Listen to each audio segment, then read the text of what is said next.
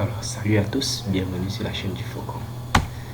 Aujourd'hui, je vais vous présenter comment configurer une interface réseau en mode shell sur un ordinateur client sur l'environnement Linux. Dans notre cas, ça sera sur la distribution Debian 9.3.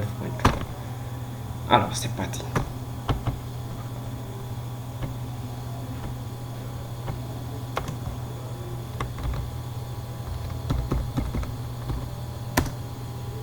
Déjà, ce qu'il faut savoir, c'est que lorsque nous démarrons notre console, nous devons d'abord lui demander de nous afficher les différentes interfaces réseau que nous avons dans notre machine.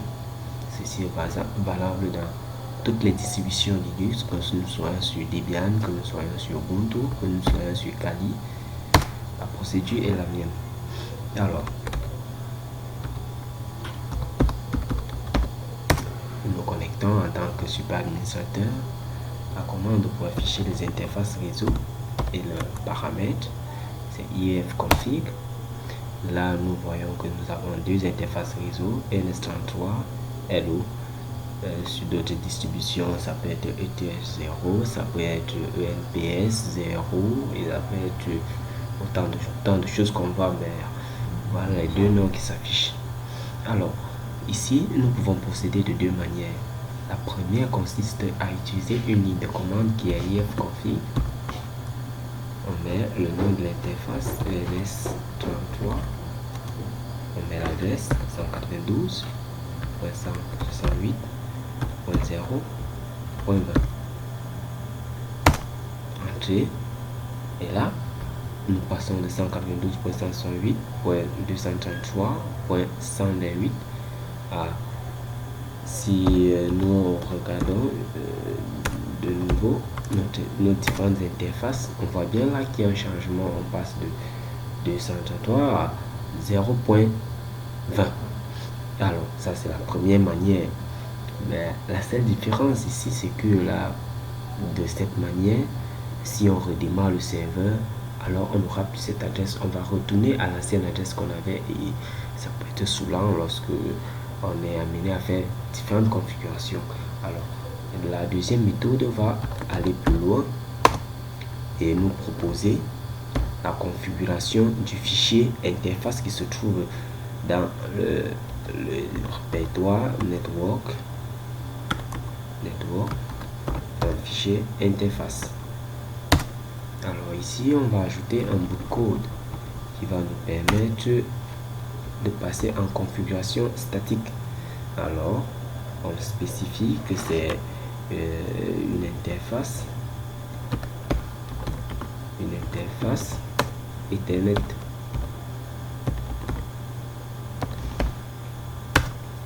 On dit de se connecter de manière automatique.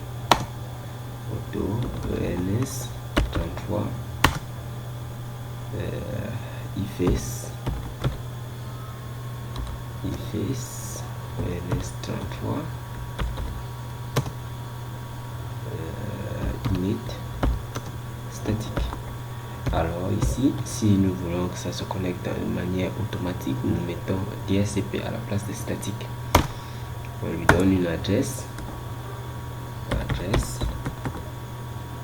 Alors 192.168.10 .0.10. Et là, on lui donne un masque de sous-réseau associé, un netmask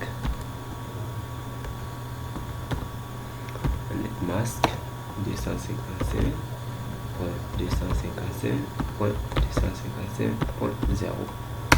On met une adresse de diffusion, broadcast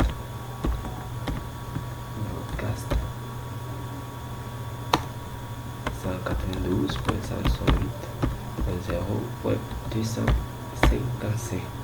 On peut mettre la passerelle par défaut pour dire gateway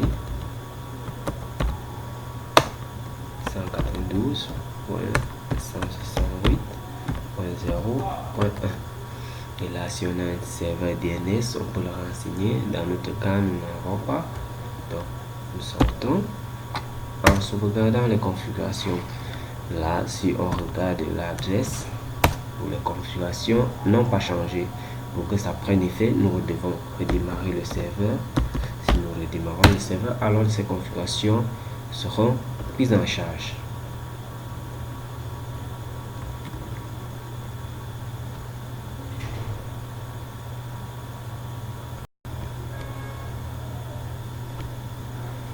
Alors, une fois que notre serveur a redémarré,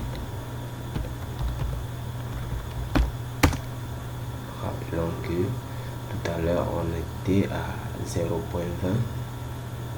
Une fois que notre serveur a redémarré, nous relançons la console et nous vérifions les paramètres réseau.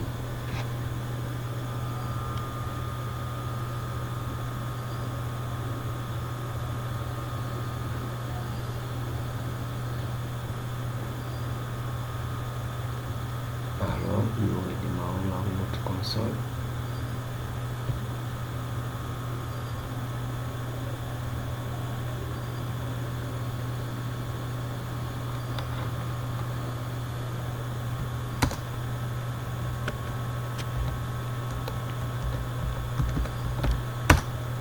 Voilà, si nous faisons ifconfig,